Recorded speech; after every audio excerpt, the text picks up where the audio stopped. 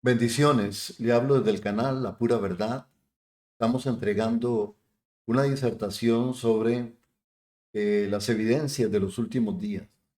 Ya hice la primera entrega y hoy les voy a hacer la segunda entrega, porque la Biblia habla de los postreros días, de los últimos tiempos, pero yo creo personalmente que estamos en los últimos días, en antesala para que se manifieste lo último de la profecía, con el cumplimiento de la manifestación del anticristo, la semana 70 de Daniel y la segunda venida de Cristo para establecer su reino.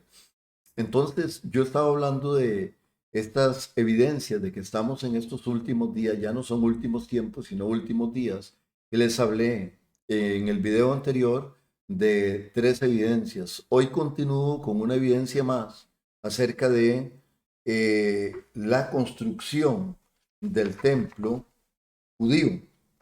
Y voy a leerles porque algunos teólogos tal vez dirán que el templo no tiene ninguna implicación o a nosotros no nos afecta o sí nos afecta, pero yo creo que Israel tiene dentro del plan y el propósito divino, nos marca a nosotros parte del cumplimiento de la profecía, ¿verdad? Porque ahí se inició la historia del plan de Dios para con el hombre. Dice en Segunda de Tesalonicenses capítulo 2 versículo 3: nadie os engañe en ninguna manera, porque no vendrá sin que antes venga la apostasía, de la cual ya hablé como primer punto, y se manifieste el hombre de pecado, el hijo de perdición, el cual se opone y se levanta contra todo lo que se llama Dios o es objeto de culto, tanto que se sienta en el templo de Dios como Dios, haciéndose pasar por Dios. O sea, de que si se va a sentar en el templo es porque va a existir un templo. Ahora, yo he estudiado este asunto del templo, de la construcción del templo. Usted sabe que Israel construyó el primer templo Salomón, el segundo templo, o el templo de Salomón más bien fue restaurado en la época de Edras, en Nehemías, 400 años antes de Cristo, y fue restaurado. Pero después Herodes el Grande construye el segundo templo, ¿verdad? En explanada en el Monte Moriah. Y ese templo fue destruido por Tito, el general romano Tito Vespasiano, y en el año 70 después de Cristo. Después de ahí los judíos no han podido construir ningún otro templo. Bueno, yo creo que dentro de la profecía bíblica, para que el anticristo se manifieste, entonces ese templo tiene que ser construido, porque dice que él se va a sentar en ese templo. Bueno, hay un instituto que se llama el Instituto del Templo en Israel, que está encargado de todo lo que tiene que ver con la construcción del templo, el diseño, todo lo que tiene que ver con la estructura organizativa, todo lo que es la parte ceremonial y los muebles del templo. En este momento ya ellos hicieron un diseño del templo, ¿verdad? Que va a estar ahí en el Monte Moriah, pero obviamente lo que hay en este momento en el Monte Moriah es la mezquita de Omar y la cúpula de la roca. La mezquita de Omar es el templo musulmán y ese fue construido ahí, valga la redundancia, por los musulmanes, ¿verdad? Ya cuando no existía el templo de Israel. Y para que se construya el templo de Israel ahí, en Jerusalén, es necesario que haya un pacto, un tratado de paz donde los musulmanes permitan eso. Bueno, yo creo que eso es lo que va a lograr parte del anticristo dentro del tratado de paz en el Medio Oriente con Israel y las demás naciones donde él va a mediar. Pero le decía que el Instituto del Templo, usted puede entrar en YouTube, en lugares virtuales, y puede ver todo el templo diseñado, cómo va a ser, cómo están preparando toda la ornamentación, los muebles del templo, todo eso está diseñado ya. Incluso ya algunos de estos muebles están hechos, ¿verdad? El candelabro, está hecha la mesa de los panes, está hecho el altar del sacrificio, está hecho algunas cosas ya que van dentro del templo, ya los han hecho. Pero el asunto es de que ellos están esperando para el momento para construir ese templo. Y para consagrar ese terreno donde va a ir ese templo, es necesario consagrarlo a través de una vaca alazana. Esos son los ritos que Dios les mandó a ellos, ¿verdad? Entonces, eso lo vemos en Números 19. Usted lo puede encontrar, que cuando mataban la vaca alazana tenía que ser perfecta, que nunca hubiera sido trabajada, que era una vaca en unas condiciones óptimas de color rojo, y ellos ya la tienen, esa vaca alazana, lista para ser sacrificada, y de las cenizas de esa vaca rociar el terreno que va a ser consagrado para construir el templo. Entonces, estaba escuchando a una persona que conoce, que ha ido personalmente a este instituto del templo, hablando de que ya todas las vestiduras sacerdotales, lo que son los oficios sacerdotales, han entrenado grupos de sacerdotes y han estado buscando, digamos así, la genealogía para ver cuántos sacerdotes pertenecen de la descendencia de Leví, que es donde ellos van a nombrar todos estos sacerdotes. Y ya están hechas las vestiduras de muchos de ellos, incluso la del sumo sacerdote, ya está hecho lo que es el pectoral y todo lo que lleva esa vestidura. Entonces, esto de la construcción del templo no es una imaginación, porque la Biblia dice que el anticristo se va a sentar ahí. Y esto dice Daniel capítulo 12, verso 11, ¿verdad? Que la abominación desoladora iba a llegar a ese templo, a ese santuario. Y en Daniel capítulo 9, verso 27, en las 70 semanas de Daniel, vemos que habla de un príncipe que iba a venir y iba a profanar ese templo y a detener el sacrificio y todo lo que el anticristo va a hacer después de que haga el tratado, y a la mitad de la semana lo va a romper ese tratado o ese pacto de paz, y se va a manifestar como él, como un Dios, si quiere que todo el mundo lo adore. Bueno, pero aquí el asunto es de que ya la construcción del templo está preparada y nada más están esperando que haya el momento propicio y que se muevan, digamos, como dicen ellos, que se alineen las estrellas para que puedan ellos construir ese templo. Así es que algunos son escépticos de esto, que para qué un tercer templo, pero la Biblia lo habla claro y habla en Ezequiel capítulo 48 al 50, habla todo lo que es el templo. Y también, obviamente para ellos, para los judíos, para nosotros como iglesia cristiana, no tiene trascendencia el templo, porque ya nosotros somos templo del Espíritu Santo y Jesucristo nuestro Señor, pero ellos que están en el marco profético, ellos lo van a construir, y esto es una de las señales para que el anticristo se siente ahí. Ya todo lo tienen preparado ellos.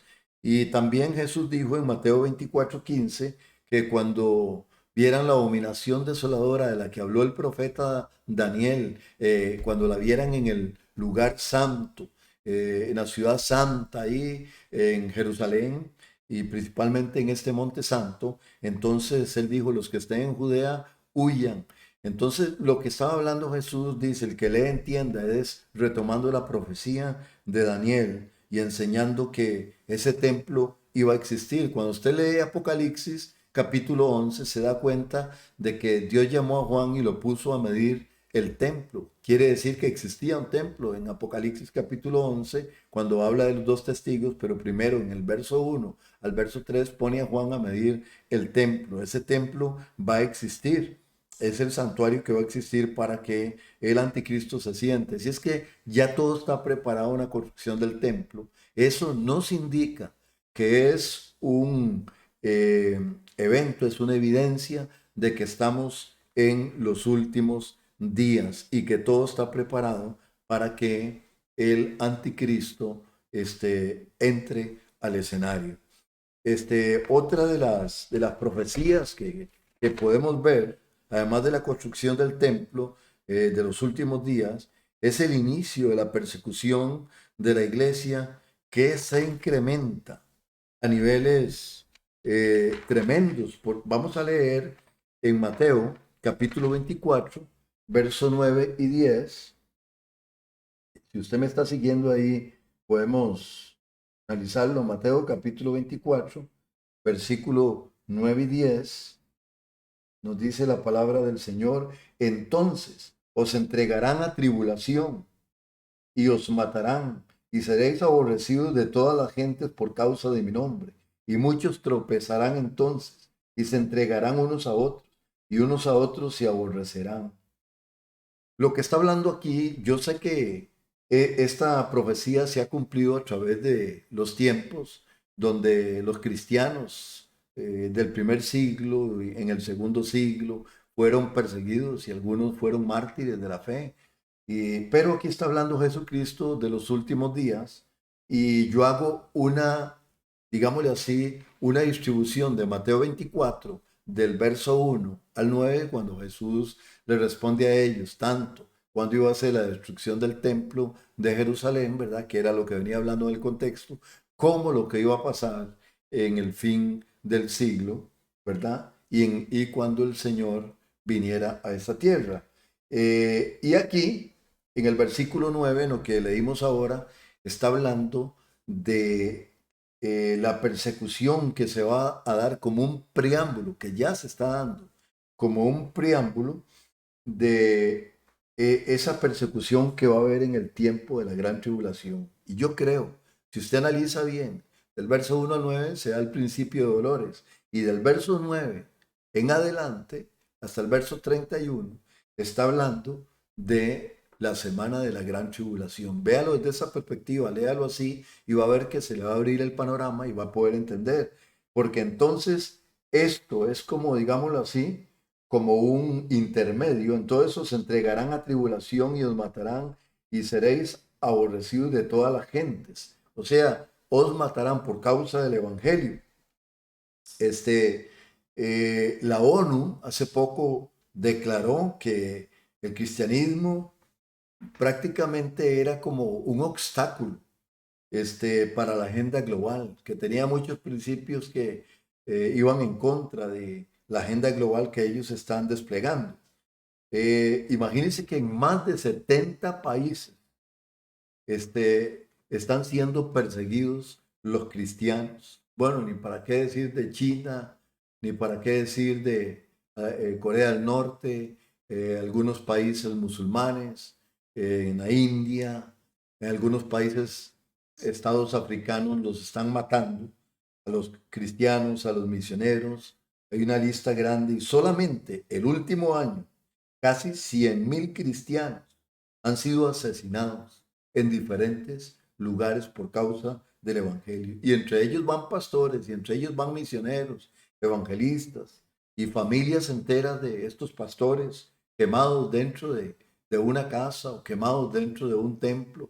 Es algo doloroso, por lo cual debemos de orar, porque esta evidencia del inicio de la persecución para la iglesia, la cual se incrementará y llegará a su máxima expresión en la gran tribulación, pero ya se está dando, y es a nivel casi de continentes, ¿verdad? Y es algo doloroso saber de que, bueno, imagínense que si esto es ahora, ahora en el tiempo de la gran tribulación, ¿qué no se va a dar en ese tiempo?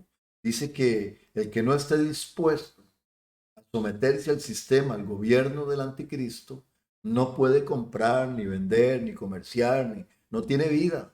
Y en el sentido económico, en el sentido material, en el sentido social, tiene que andarse escondiendo, porque cuando se dé cuenta todo el sistema, el nuevo orden mundial, el gobierno mundial, de que usted no acepta la marca del anticristo, obviamente va a tener que pagar con su vida, o ser torturado, o esconderse. Bueno, será algo tremendo. Pero aquí ya empezó. Y esto que le estoy hablando es el inicio.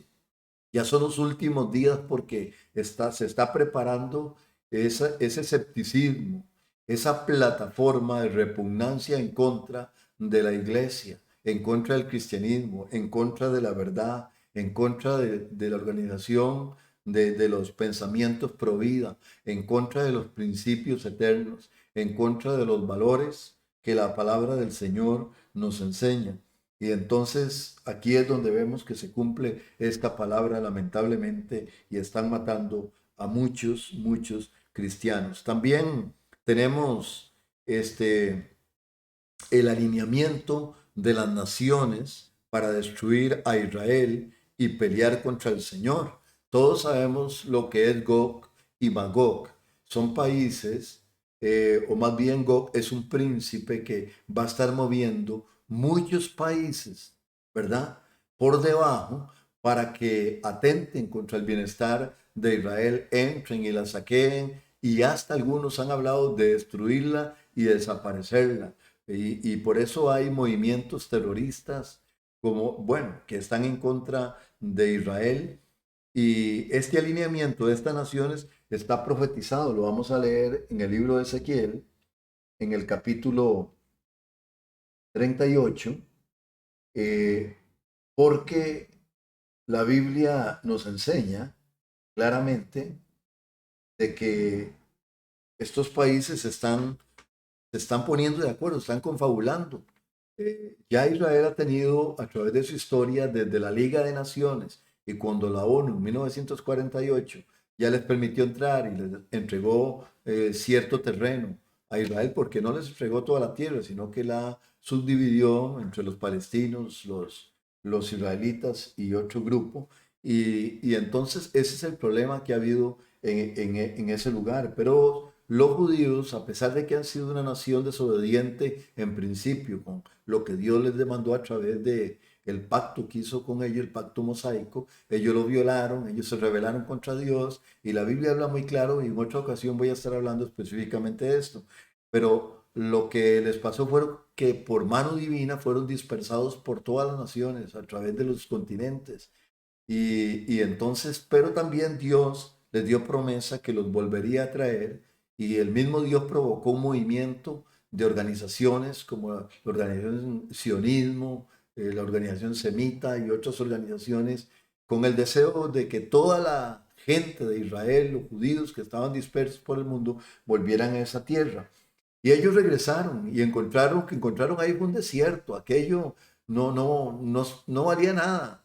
Pero este pueblo, como tiene promesa de Dios, ellos comenzaron a establecer la nación, comenzaron a cultivar, comenzaron a producir. Y hoy día Israel, todo el mundo sabe que es punta de lanza en todo lo que requiere, lo que es específicamente de medicina, tecnología, lo que es todo lo que es estrategia de guerra, armamentismo. Ellos son los que llevan la delantera, son gente muy diestra, muy versátil en muchas cosas. Dios les ha dado una inteligencia especial y han podido surgir en medio de las cenizas, ¿verdad? Como dicen. Entonces vamos a ver aquí en el libro de Ezequiel, capítulo 38 y el versículo 7, cómo Dios habla a estas naciones que Él mismo va a permitir que confabulen y vengan contra Israel. Estamos hablando de naciones como Rusia, estamos hablando de naciones como Siria, estamos hablando de naciones como Turquía, estamos hablando de Irán, estamos hablando de Irak, ¿verdad? Estamos hablando de Libia, estamos hablando de otras naciones africanas y en los alrededores de Israel que quieren destruirla, pero ese alineamiento de esas naciones en el Medio Oriente para atacar a Israel es sencillamente el cumplimiento que va a tener una profecía, que es la guerra de Armagedón, pero está preparando el escenario para que estas naciones sitien Israel y la rodeen y comiencen a tratar de destruirla. Y entonces es donde se da esta profecía en Ezequiel. Dice, prepárate y apercíbete, tú y toda tu multitud que se ha reunido a ti. Le está hablando a estos ejércitos enemigos. Ezequiel 38:7. Y sé tú su guarda. De aquí a muchos días serás visitado. Al cabo de años vendrás a la tierra salvada de la espada, porque Dios ha intervenido en muchas guerras que Israel ha tenido, como en la guerra de los 6 días.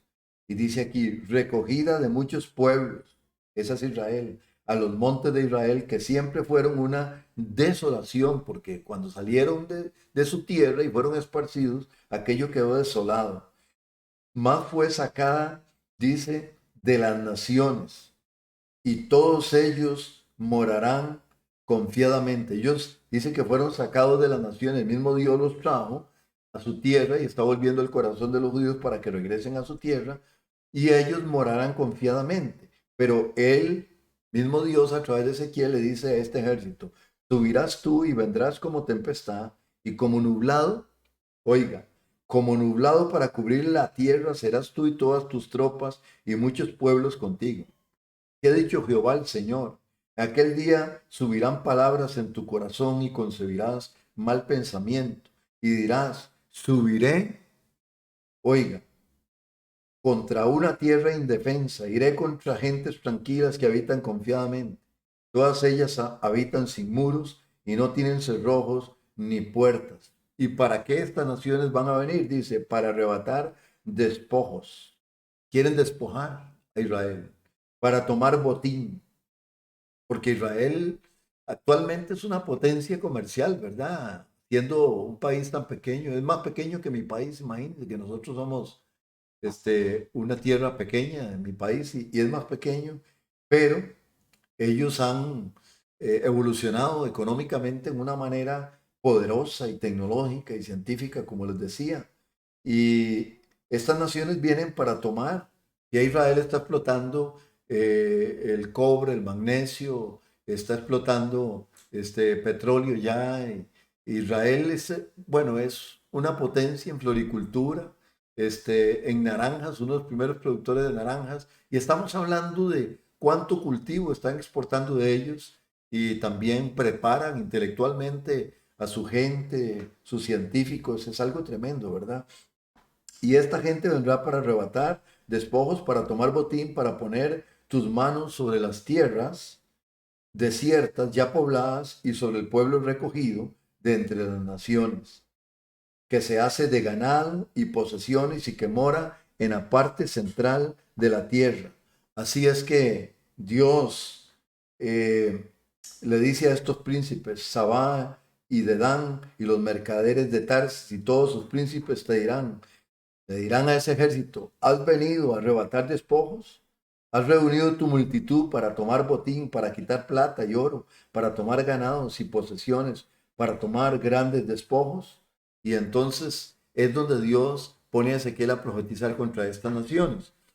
Este alineamiento que se ha dado de estas naciones, que han estado atacando tal vez simultáneamente dos, tres naciones, pero ya se van a confabular en estos últimos tiempos y van a venir a atacar a Israel. Todo lo que se está preparando es para la guerra del Armagedón. O sea que ya estamos nosotros viendo todo este problema que está teniendo Israel con Palestina y todos estos ataques que está teniendo de Irán, de Siria y de otros países, ¿verdad? Que están alrededor. Ya Turquía se puso de acuerdo con Irán, Rusia se puso de acuerdo con China y con otros países, cosa que no se había dado durante el tiempo, pero esto está marcando algo, digámosle así, novedoso y está marcando que ya son los últimos días para preparar la gran batalla. Es el alineamiento de las naciones en el Medio Oriente para atacar a Israel. Entonces es tremendo porque son los últimos días ya y esto nos apercibe de esta verdad. Muy bien, entonces yo voy a dejar esta segunda entrega hasta aquí. Son dos entregas, estamos en los últimos días. Posible que le esté haciendo la tercera entrega de estos últimos días, pero sin antes decirle de que esto lo que lleva es el objetivo de que las personas entiendan de que deben de buscar a Dios, de prepararse, de estudiar la Biblia, reconocer en estos tiempos que estamos viviendo. Mi amigo, usted si me está escuchando y está viendo este video,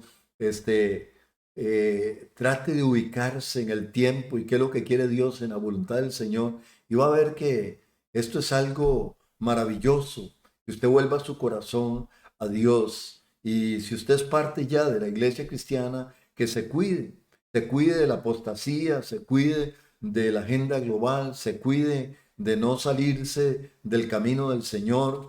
Y por eso el Señor dice en Lucas capítulo 21, a partir del verso 32 en adelante, habla, dice, mirad que vuestro corazón no se cargue de glotonería, de embriaguez, de los afanes de la vida.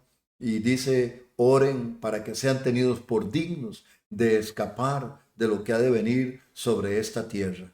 Entonces estamos en los últimos días, ya no solamente en los tiempos postreros, sino en los últimos días. Es importante que reflexionemos sobre estos tópicos que estoy disertando y le he hablado con todo mi corazón desde el canal La Pura Verdad. Que Dios te bendiga más.